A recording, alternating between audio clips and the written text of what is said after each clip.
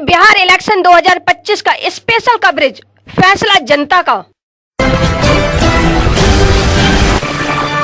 नमस्कार, वैश्यवाणी न्यूज में आपका स्वागत है। मैं हूं आपके साथ चेतना चौधरी। चलो रुक करते खास खबरों के लोकसभा चली, राज्यसभा चली, तभी वो विषय लाए।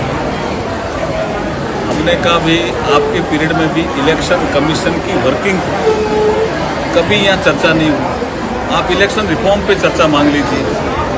अब इलेक्शन कमीशन ने सारे उनके प्रश्नों के जवाब दे दिए। मुझे लगता है राहुल गांधी जी को कांग्रेस पार्टी भी शायद सीरियस नहीं ले रही है। क्या कहना चाह रहे हैं ये समझ में नहीं आ रहा है। बहुत से ऐसे वो कोई चीज़ें भेजते हैं और बाद में वो महिला या कोई पुरुष आता है, बोली मेरा नाम तो गलत भेज दिया इन्होंने, मेरा नाम तो है वोटर लिस्ट में। मैं ये पूछना चाह रहा हूँ कि आप 2024 के चुनाव में 99 सीट कांग्रेस कैसे जीत गई थी?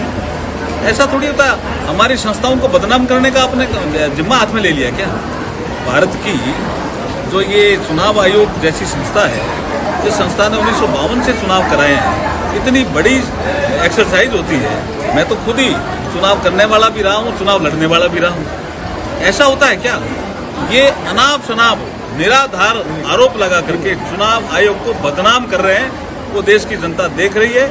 आने वाले चुनाव में और विशेष करके बिहार के चुनाव में उनको सबक सिखाए। उन्होंने ट्वीट के माध्यम से यह भी कहा कि अब इलेक्शन कमीशन को वोट चोरों को बचाना नहीं चाहिए, उसको छोड़ देना चाहिए। मैं यही तो कह रहा हूँ कि आरोप ही सारे निराधार लगा रहे हैं और भारत की संस्थाओं को बदनाम करने का ये दुष्कर्म कर रहे हैं। मैं तो ये कह रहा हूँ। संविधान बचाओ और वोट चोरों की क्या फर्क पड़ेगा बिहार चुनाव में? संविधान इमरजेंसी के समय शासन में कौन थे? 42nd अमेंडमेंट कौन लाया? संविधान को कैसे बदला, कैसे कुचला, कैसे तोड़ा, कैसे मरोड़ा? प्रधानमंत्री नरेंद्र मोदी जी संविधान में अगर संशोधन भी किए हैं इस 10-11 साल में, तो आप देखेंगे सोशल जो रिफॉर्म है हमारे देश में हो रहे हैं, जैसे EWS, इकोनॉमिक वीकर सेक्शन, उनको 10% रिजर्वेशन देना और संविधान संशोधन। OBC कमीशन, उसको कॉन्स्टिट्यूशनल स्टेटस देना, तो संविधान में संशोधन। इस कारण से संविधान में संशोधन किए।